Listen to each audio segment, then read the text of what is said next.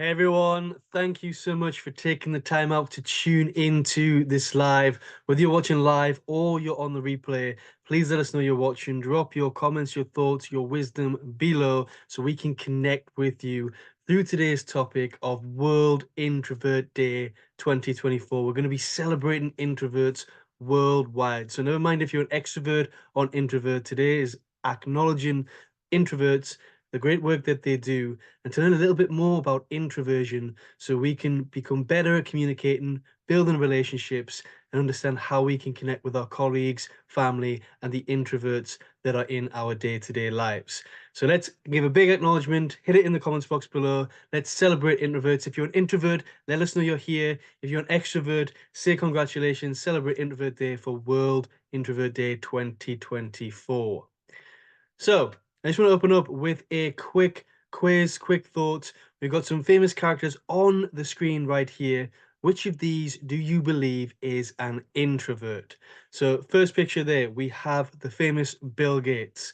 I want you to drop in the comments box whether you think Bill Gates is an introvert or an extrovert. What do we think?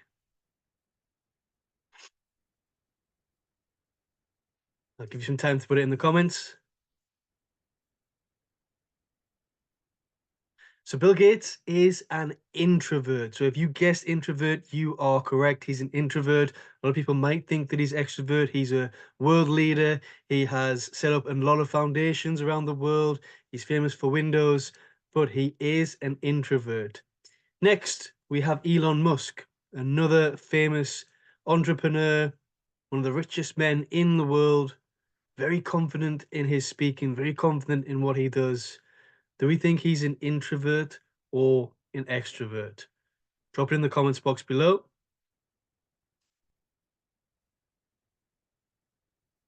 What do we think? Now, if you guessed introvert again, you are correct. Elon Musk is another famous introvert who is doing a lot of work around the world. Originally famous for setting up PayPal with a number of other businesses. Now he's working towards SpaceX, and also he now owns Tesla, parts of Tesla, and X as well, formerly known as Twitter. But Elon Musk has noted and told a lot of us that he is an introvert. Next, we have in the list there Hermione Granger, otherwise known as Emma Watson. But I'm sure a lot of us are Harry Potter fans. A lot of introverts who are Harry Potter fans will know her as Hermione Granger. Emma Watson, she's a very, she's an actress, but a very big advocate on women's rights and equality. What do you think she is? Do you think she's an introvert or an extrovert? Drop it in the comments box below. So again, if you've guessed introvert, you are correct. Emma Watson is an introvert as well. So Bill Gates, Elon Musk, and Emma Watson are introverts. Maybe seen a little bit of a trend here. Let's see if we can get the last two right.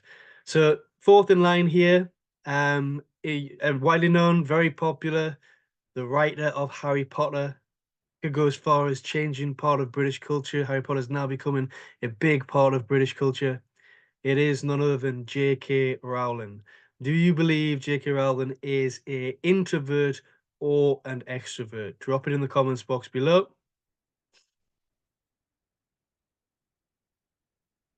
And again, if you've gone for introvert, you are correct. J.K. Rowling is an introvert. And then finally, we have on the screen there the famous Lady Gaga singer. I think she's maybe done a bit of acting. Don't quote me on that. Famous for a lot of songs. Very vibrant personality, confident in her approach. Do we think she's an extrovert or an introvert? Drop it in the comments box below.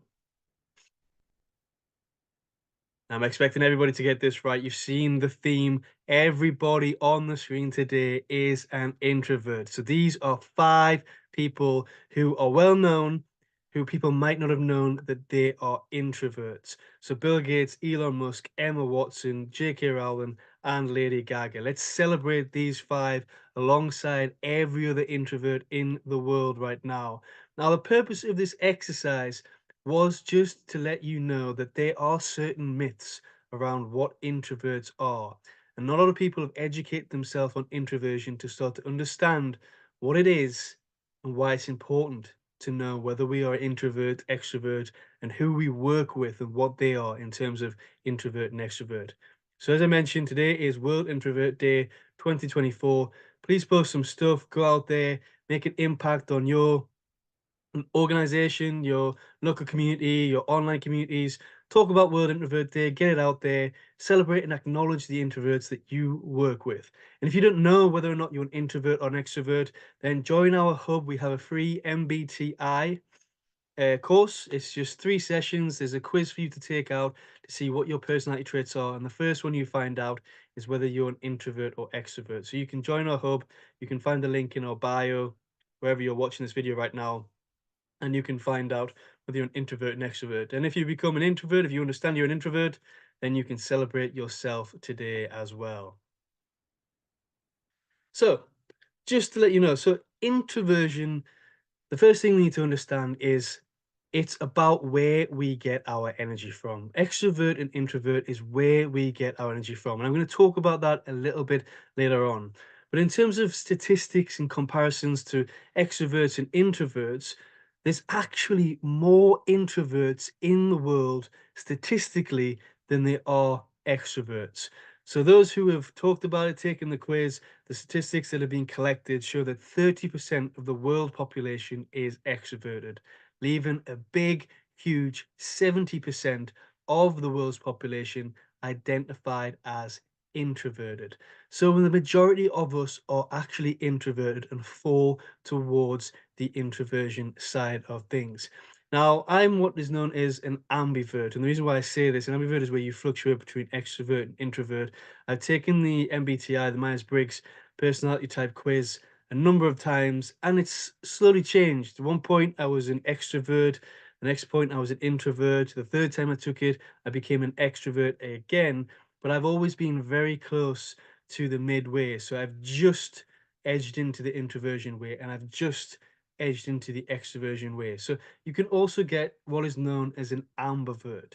And it's important for us to know that with 30% extroverts, we are celebrating 70% of the population today by acknowledging that it is World Introvert Day. And regardless of the myths, regardless of the perceptions and judgments we have on introverts, they are wonderful people that are making a huge impact to our society. So let's look at some facts and some things about introverts and celebrating them today. So number one there, we can say introverts prefer solitary over social activities. They like solitude. They prefer to be alone because that is where they like to get their energy. So introverts get their energy from going off and having their own time and recharging, where extroverts get their energy from engaging and socializing with other people. So introverts are often misunderstood, but they contribute greatly to society with their unique abilities. We got there number two. Introverts are highly self-aware and intuitive. So introverts are highly self-aware and intuitive. It's important to note that. Their self-awareness aids in identifying and solving problems. The introverts that you're surrounded by in your organization and who you work with, they're the people that tend to like to work as a bit of a lone ranger. They like to go off, focus on things. It's your data analysts. It's people that like to sit there and study things, that have lots of patience to work through their tasks and their objectives at work. So they tend to like to work alone or in very small groups rather than in large groups. The third is introverts are known to be great listeners. So let's celebrate great listeners. Introverts are there. They listen before they speak. They don't speak before they listen. They're the type that when you have them in meetings, they'll take a step back. They won't jump in. They'll wait for everybody else to share what they have to share. And then when invited, or if they feel like it towards the end, they will offer their ideas, their thoughts, and opinions. So they have the capacity to be deep thinkers and have innate ability to connect with people on a one-to-one level. So they are all about deep connections one-to-one rather than surface level connections with multiple people around the company, organizations, or within their communities. Number four, introverts have unique creative energy. It's important to know that they have unique creative energy. Often it's said that introverts, the creative ones, are extroverts, the people that are out there talking, engaging, getting the energy from everybody. But actually, introverts are the ones that have unique creative energy. And their insights and creativity come from their ability to reflect and observe without being distracted by external stimuli. Now, whilst extroverts can be creative as well, introversion is about where we get our energy from. It's not about whether we're creative or not. Whilst extroverts are out there and they appear to be very creative, they can be easily distracted. They have a lot of interest in different things. They get their energy from multiple different people, multiple different settings, and they're out getting there. They can be easily distracted. Where introverts can really tap into their creative energy because they spend time alone and they don't get that distraction. So next one to look at is to bust 3 myths today about introversion. So the first myth, as we've seen on the first page, we have 3, 4, 5. We could class them all as really great leaders, but 2 of them, 3 of them being very, very vocal leaders: Elon Musk, Bill Gates, and Emma Watson. JK leads in her way with the books in Harry Potter, and you have Lady Gaga, who leads in her way within her industry. But the myth that we need to bust today is that introverts are not good leaders. Introverts make excellent leaders. Another person that is a huge, great leader right now is Mark Zuckerberg. He's an introvert as well. So all leaders are not extroverts. Introverts also make great leaders. The second thing people start to think about, the myth that we have to bust, is that introverts are not confident. People think because introverts, and we have this misperception that they shy away from people, that people believe that they're not confident, that the introverts, because they don't speak up, because they don't step forward, because they're not engaging all the time with people, there's this perception that introverts are not confident. Introverts can be very confident people, very confident in their ability. Just because they're not singing about it doesn't mean they hold a high level of self-confidence and self-esteem. Introverts are confident people. Remember, introversion is about where we get our energy from. Do we like to be alone and to do tasks and hobbies and things on our own to gain our energy? Or do we get our energy from external things and engagement with other people? That's what defines the very base nutshell that defines introversion and extroversion, where we get our energy from. So if you are surrounded by people, you find that that drains your energy and you need to take a day away or a couple of hours away, or you need your solitude to recharge, then it's more than likely you're an introvert. But if you find like your energy really depletes, you feel a little bit lost when you're on your own and you're doing things by yourself and you need to be surrounded by people and people give you energy, then you fall on the extroversion side of things. And this leads us nicely on to myth 3, which is that introverts do not like social interaction. So there's a big myth that introverts don't like social interaction because they're quiet, because they appear shy, because they're not out there, they're not the life and soul of the party. But this is a myth. Introverts do love social interaction. They're just more focused on deep connections, deep talks, generally on a one-to-one basis, rather than surface level connections with multiple different people. So whilst introverts are said not to like social interaction, this is incorrect. They love social interaction, but in a very, very different way. So those are 3 myths we are going to bust. Next, just to cover something that I think is really important. If you're an organization, you're a leader in an organization or a community, then one thing we need to acknowledge is introversion in the workplace. How do we start to create equality, diversity? How do we start to consider, acknowledge, and think about introversion in the workplace so we can really make it a great place for those that we work with? And here's 5 suggestions. I'm sure if your company's doing this, it's absolutely fantastic. If not, it gives you some things to think about within your team. The first is flexible work arrangements. Notice and understand that introverts like to work on their own. They like to have their own time. So flexible working, such as hybrid working, 1 or 2 days at home, going back into the office. I know the way the world's changed right now, that hybrid working is becoming very popular. But just have those flexible work arrangements for introverts and acknowledge that they give their best energy and they get their best energy from spending time on their own and being away from the group and being away from connecting people. Next one is diverse communication. How do you communicate? How do you create communication channels with introverts? Often we like to just pull together a meeting, let everybody have their say, and sometimes introverts sit back, they don't get the opportunity, time's up, and you miss the great ideas, you miss the great opinions of introverts. So have something set up like an ideas board or a channel of communication that introverts can post to after the meeting, before the meeting, that you can collect so you get to understand their ideas for whatever it is you're working on. The next thing is quiet spaces and breakout areas. These are great for introverts to recharge. So having those physical spaces where introverts can recharge their energy during the day. Sometimes it doesn't, I mentioned earlier on, it needs to be a day. It doesn't need to be a day. Sometimes introverts just need to take 20 minutes, just to have that solitude, 20 minutes to an hour, and they can recharge. And they don't have to necessarily be relaxing or anything like that. They can be focused on a task and left alone. So if you have them quiet spaces and breakout areas, it gives them that opportunity to get away from their desk, get away from that vibrant energy, if you have a vibrant energy in your team, to recharge themselves. The fourth thing we can do is respectful collaboration practices. So if you're a leader or a manager, how do you bring introverts into your collaboration? How do you involve them in everything that you're doing? Understand and note who's an introvert, who's an extrovert.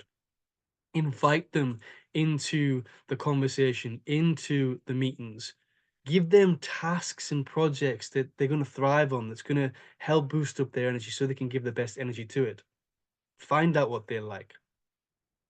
Connect them with the right people. So respectful collaboration practices is a big one to acknowledge introverts and help introverts in the workplace.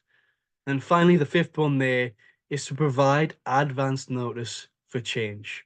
Introverts don't like to be thrown things the last minute, having things sprung on them. They like to have time to digest what it is that's changing, the news that they're receiving. They like to have that time alone to digest it and plan for the necessary change. So another thing we can do whenever you're making changes, and we're making changes all the time in business right now, more rapidly now than ever with the speed of technology, please always remember to give your introverts that notice in advance so they can get there and channel the right energy into these new changes. So those are 5 things we can do in the workshop. So in this short presentation to celebrate World Introvert Day, we've looked at what introverts are, we've looked at a couple of introverts that are famous, and we've talked about how we can look at and improve bringing in and creating a diverse workplace for introverts in our organizations and companies. And I just want to leave you with this quote by Audrey Hepburn that says, "I have to be alone very often. I'd be quite happy if I spent from Saturday night until Monday morning alone in my apartment.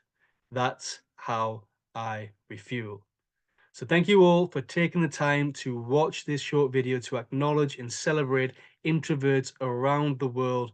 If you're an introvert, this is your time to shine, to explain to people what it is that you need for you to talk to organizations and for us extroverts to celebrate you today and encourage equality, diversity, and people to acknowledge introversion in everything they do. Thank you very much, everybody. Have a great day and happy World Introvert Day to all our introverts.